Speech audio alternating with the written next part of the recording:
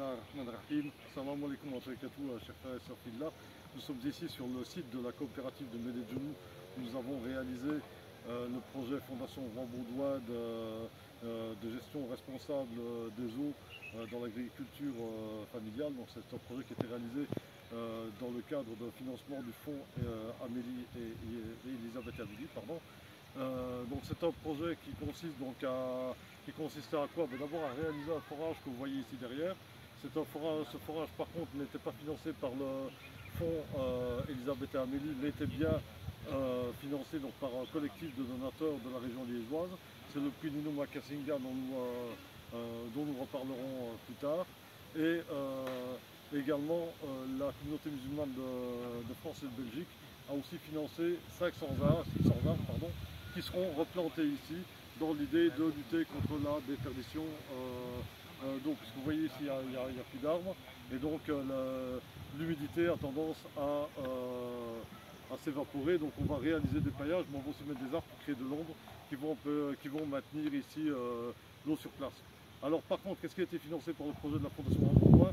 Ce que vous voyez ici, nous avons mis en place un système d'irrigation à base de tourniquets et de goutte à goutte qui permettra en fait à la coopérative agricole de Médédjounou, c'est 35 familles qui cultivent un terrain de 5 hectares. Cette coopérative en fait va pouvoir cultiver pendant toute l'année, y compris pendant la saison sèche où il n'y a pas une goutte d'eau qui va tomber pendant plusieurs mois.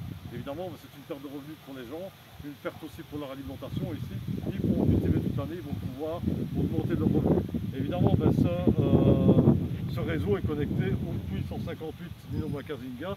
Donc c'est pourquoi nous avons fait un projet qui est un peu inhabituel pour nous, puisque vous savez que j'aime beaucoup les puits rustiques avec des cordes ici. Ici nous avons un château d'eau avec 3000 litres qui va fournir en fait le débit suffisant pour les champs. Alors ici derrière, vous voyez les deux cabines de toilettes sèches. Donc ces deux cabines de toilettes sèches, elles ont deux rôles. Le premier, ce sera de fond de pour la culture des champs ici. Deuxièmement, vous voyez ici, il y a des habitations tout autour, les gens ne disposaient pas de toilettes. Ce qui fait qu'avant que ce terrain-ci ne devienne le terrain de la coopérative, c'était leur trottoir. Excusez-moi, c'était ici que les gens venaient faire leurs besoins, ce qui est évidemment très très mauvais.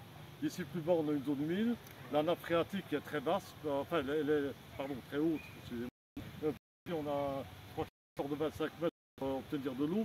Ici plus bas, directement des étangs d'eau on a de l'eau pareil directement. Alors ici, grâce à cette toilette, on va éviter de polluer l'eau, ce qui fait que les gens vont se fournir dans une eau potable de qualité. Il n'y aura pas de risque que cette eau soit contaminée par des bactéries. Parce que vous savez, les bactéries fortes, donc Escherichia coli, que nous avons dans notre intestin, c'est une tueur de l'humanité.